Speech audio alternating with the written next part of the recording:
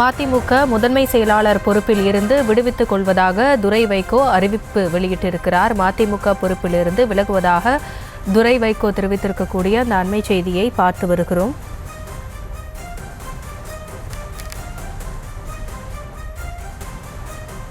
மதிமுக முதன்மை செயலாளர் பொறுப்பில் இருந்து விடுவித்துக் கொள்வதாக துரை வைகோ அறிவிப்பு வெளியிட்டிருக்கிறார். கடந்த 7 ஆண்டுகளாக தாம் மேற்கொண்ட முயற்சிகளை நிர்வாகிகள் தொடர வேண்டும் என்று துரை வைகோ நிர்வாகிகளுக்கு வேண்டுகோள் விடுத்திருக்கிறார். எந்த சூழ்நிலையிலும் வைகோ மனம் கலங்கிவிடாமல் அவரை பாதுகாக்க வேண்டும் என்றும் அவர் தெரிவித்திருக்கிறார் அந்த அறிக்கையில். இது குறித்தான விவரங்களோடு இணைகிறார் நமது செய்தியாளர் பாரிகார்த்திக். துரை வைகோ தன்னுடைய பொறுப்பிலிருந்து விலகுவதாக அறிவித்திருக்கிறார். இந்த திடீர் அறிவிப்பிற்கு காரணம் என்ன? வணக்கம். மதிமுகவில் கிட்டத்தட்ட 2 ஆண்டுகளாக அவர் முதன்மை செயலராக பொறுப்பு வகித்து வருகிறார். குறிப்பாக மதிமுகவுடைய பொதுச் செயலர் வைகோவுக்கு உடல்நல குறைவு காரணமாக சற்று ஓய்வெடுக்கும்படி மருத்துவர்கள் அறிவித்ததன் காரணமாக முதன்மை செயலராக துரை வைகோவின் மகன் அந்த பொறுப்பை ஏற்று நடத்தினார். பொதுவாக தமிழ்நாட்டில் வைகோவுக்கு பிறகு மதிமுகவின் முகமாக துரை வைகோ அறியப்பட்டார். தொடர்ச்சியாக பல்வேறு அரசியல் பணிகளும் தன்னை ஈடுபடுத்தி வந்தார். அடிப்படையில் அவர் ஒரு தொழிலதிபர் என்றாலும் கூட அரசியலில் அவ்வப்போது இருந்தாலும் கூட தன்னை ஒரு முழுநேர அரசியல்வாதியாக கடந்த 2 ஆண்டுகளுக்கு மேல தொடர்ச்சியாக பணி செய்து வருகிறார். வைகோ அவர்களின் உடல்நல குறைவின் காரணமாக அப்போது கட்சி பொறுப்பு ஏற்றார். கிட்டத்தட்ட கட்சியில் இருக்கக்கூடிய 88 பேரில் 95% பேர் அவருக்கு ஆதரவாக வாக்கு செலுத்தப்பட்டுதான் அவர் கட்சியில் தேர்ந்தெடுக்கப்பட்டார். கட்சியில் ஒரு வாக்கெடுப்பு நடத்தி அதன் மூலியமாக தான் அவர் பொதுச் செயலராக அவர் முதன்மை செயலராக தேர்ந்தெடுக்கப்பட்டார். அந்த கட்சியினுடைய பொதுச் செயலாளர் கூட தனக்கு இதில் விருப்பமில்லை என்றும் தொண்டர்கள் மற்றும் முக்கிய தலைவர்கள் அழைப்பின் பேரிலே என் மகனை இந்த பதவிக்காக பரிந்துரை செய்கிறேன் என்றும் அப்போது கூட அவர் பேசியிருந்தார். அதன் அடிப்படையிலே அவர் தொடர்ச்சியாக பணியாற்றி வந்தார். அவர் கட்சிக்கு கொண்டு வந்தது ஒரு சில முக்கிய முன்னணி நிர்வாகிகளுக்கு கோபம் வந்து அவர்கள் அவ்வப்போது கட்சியை விட்டு விலகி வந்தார்கள். நாங்கள் இத்தனை ஆண்டு காலம் இருக்கிறோம், திடீரென்று அவர் மகனை கொண்டு வந்து ஒரு பொறுப்பு கொடுத்திருக்கிறார் என்ற அடிப்படையில் அவர்கள் கட்சியை விட்டு விலகி வந்த சூழலும் கூட. ஆனால் தொடர்ச்சியாக அவருடைய பணிகள் என்பது பாராட்டத்தக்க வகையிலே கட்சியினுடைய தொண்டர்களுக்கு மத்தியில் இருந்தது. எனவே அவர் முதன்மை செயலாளர் இருந்து சரியாக பொறுப்பாக இருக்கிறார் என்று தொண்டர்களால் தொடர்ச்சியாக பாராட்டப்பட்டார். மேலும் தொடர்ச்சியாக அவர் தற்போது இந்த முடிவு எடுத்ததற்கு முக்கியமான காரணம் கடந்த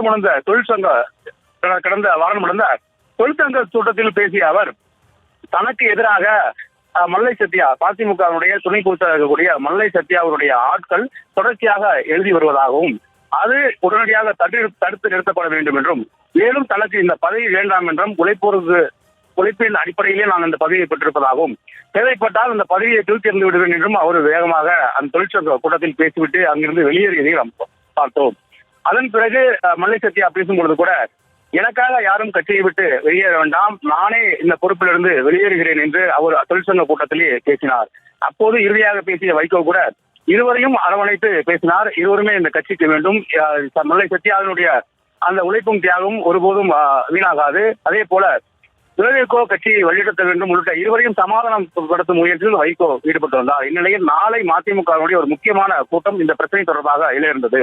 மதிமுகவை பொறுத்த வரைக்கும் நாளை இந்த கூட்டம் அழைக்கப்பட்டிருக்க அடிப்படை காரணமே இந்த பிரச்சனையை முன்மொழிய வேண்டும் என்றும் மேலும் முதன்மை செயலாளர் இருக்கக்கூடிய துரை வைகோ இந்த பதவி விட்டு வெளியேறதுக்கு முக்கியமான காரணம் மல்லை சத்யா மற்றும் இருவருக்கும் இருந்த அந்த ஒரு சில கசப்பான சம்பவங்கள் என்று சொல்லப்படுகிறது.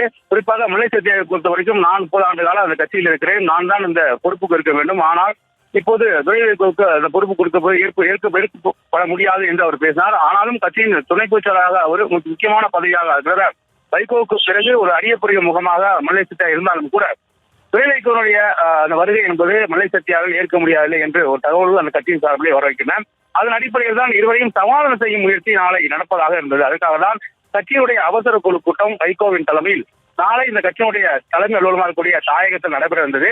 இந்த கூட்டத்தை பொறுத்த வரைக்கும் வைகோ ஒரு முக்கியமான ரூபாயில் 200 பேருக்கு அழைப்பு கொடுத்தார். கட்சியினுடைய முக்கிய தலைவர்கள் முன்னணி தலைவர்கள் 200 பேருக்கு அழைப்பு கொடுக்கப்பட்டது. அந்த 200 பேரும் அடிப்படையில் இருவருக்கும் சமாதானம் செய்து வைப்பார் என்று கட்சியினுடைய முன்னணி தலைவர்கள் கூறி வந்த நிலையில் தற்போது தனது ராஜினாமா பதவியை அறிவித்திருக்கிறார். அதாவது இந்த கடிதத்தில் அவர் குறிப்பிட்ட முக்கியமான காரணம் கட்சியினுடைய முதன்மை செயலாளர் பணியிலிருந்து நான் நீக்கிறேன் என்றும் கட்சியின் அடிமட்ட தொண்டராக கடைசி வரை பயணிப்பேன் என்றும் அவர் குறிப்பிட்டார். மேலும் வைகோ அவர்கள் இருவரையும் சமாதானப்படுத்திய அந்த முயற்சி என்பது தோல்வியடைந்த வகையை தெரிகிறது. ஆனால் கட்சியினுடைய முன்னணி தலைவர்கள் முதன்மை செயலாளர் துரை வைகோ இருப்பது எங்களுக்கு கட்சியை அடுத்த கட்டம் இளைஞர்களுக்கு கொண்டு செல்லும் என்று நம்பிக்கை தெரிவித்தார்கள். அதே போல மல்லை சத்யாவும் இந்த கட்சிக்காக கடுமையாக உழைத்திருக்கிறார் என்று கூறினாலும் கூட தற்போது அவர் இந்த பதவியை ராஜினாமா செய்வதன் மூலம் அவருடைய கோரிக்கை நிராகரிக்கப்பட்டது என்பதை வெளிப்படையாக தெரிகிறது. அதன் அடிப்படையில் தற்போது கட்சியினுடைய பதவி, அதாவது முதன்மை தலைவர் என்ற பதவியை மட்டும் நீக்கினாலும் கூட அவர் தொண்டராக தொடர்ச்சியாக பயணிப்பார். அதே போல எம்பியாகவும் சிறப்பாக தனக்கு வாக்களித்த மக்களுக்காக செயல்படும் என்றும் தற்போது தெரிவித்திருக்கிறார்.